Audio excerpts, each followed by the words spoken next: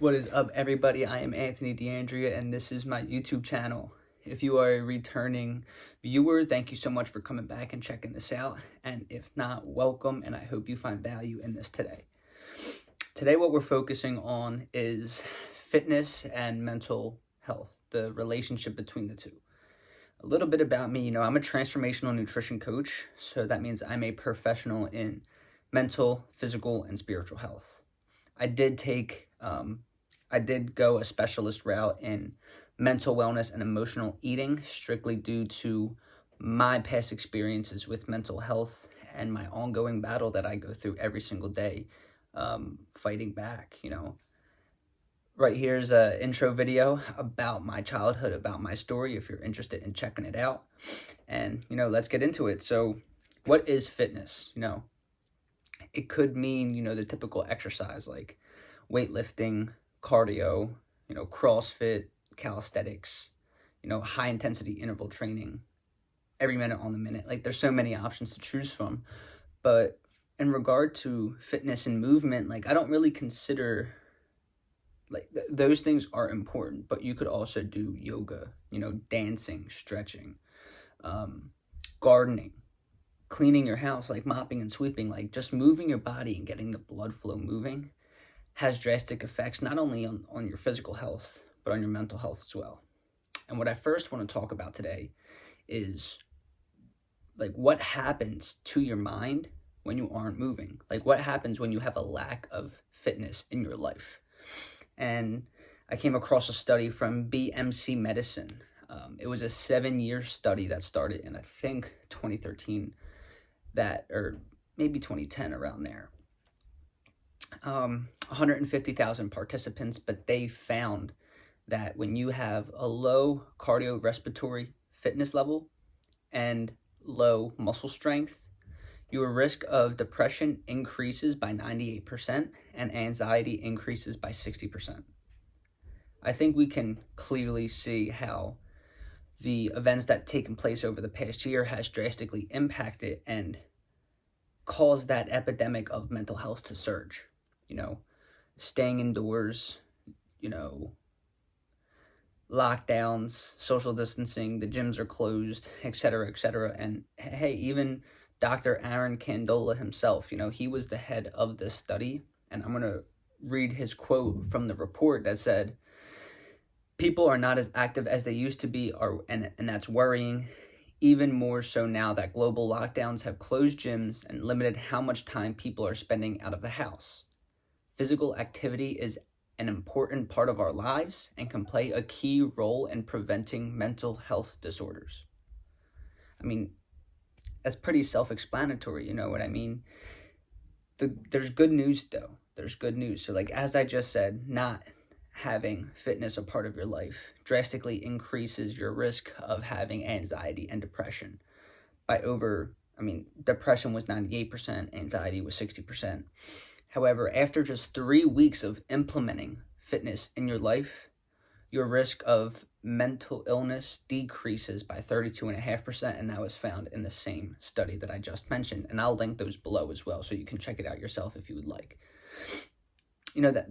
That just shows how resilient the body is. The body is constantly reacting to the environment around it, like the nutrition, the movement, getting sunlight, air, stress levels, all these things are always impacting the body. And that study showing that just after 3 weeks of fitness, it decreases your risk of mental illness. It just shows how resilient the body actually is.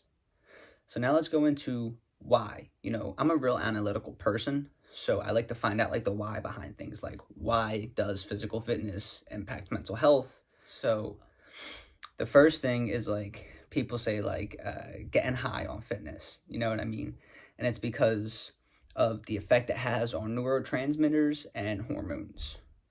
Both neurotransmitters and hormones are chemical messengers in the body. The only difference is that neurotransmitters are in the brain and hormones are in the rest of the body. It has been proven, I believe I read an article from Harvard that talked about how physical fitness stimulates the release of dopamine and endorphins. Now, dopamine is they're both like the feel-good hormone, the happy hormone, you know what I mean? So it's lifting up your mood. And it also decreases your level of cortisol. And I talked about, the impact that cortisol is the stress hormone. So I talked about how stress negatively impacts the body chronically. Everything serves a purpose in our life. Stress, inflammation, all these things share a purpose. However, it's when we are chronically stressed or have chronic inflammation, that's when problems occur. And I actually have a YouTube video about that as well that you can check out right here, about how to naturally decrease stress and other ways to reduce that cortisol secretion. I mentioned dopamine because, again, it's the feel-good hormone, but it also increases blood flow. And that's another benefit. It may seem like a physical benefit, but everything's connected, our physical, mental, and spiritual health, it's all connected. When blood flow is increased, when you have better blood flow, your body is better cleaning out toxins, it's getting oxygen and nutrients to tissues and organs. Hormones are transported through the blood, so now your body is communicating more efficiently when you have better blood flow. And that is a reason why, physical exercise is so beneficial for heart health. However, like I just said, when the blood flow is increased to the brain, like everything I just named happens to the brain. The toxins are cleaned out. The brain gets more oxygen. The brain gets more nutrients. So what happens when the brain is operating more efficiently is your mental health is improved, because your mental health is the health of your brain. And I specifically wanted to talk about specific areas of the brain that are directly impacted by the improved blood flow. And that's the limbic system, which is your emotional center of the brain. So you now have better control over your emotions. The amygdala, which is the fear center of the brain. Fear triggers that cortisol release. So like I said, how the decrease of cortisol, it's because the amygdala has better blood flow. And then the last section is the hippocampus, which is the area of the brain directly linked to mood, motivation, and memory. So although the whole brain is benefiting from it, these three specific systems or areas of the brain are directly benefit, and that's why it benefits your mental health. Like I just said, memory function, mood, motivation, your emotional center, your fear center, all these things are improved, which goes hand in hand with your mental health. The last I want to talk about is self-confidence.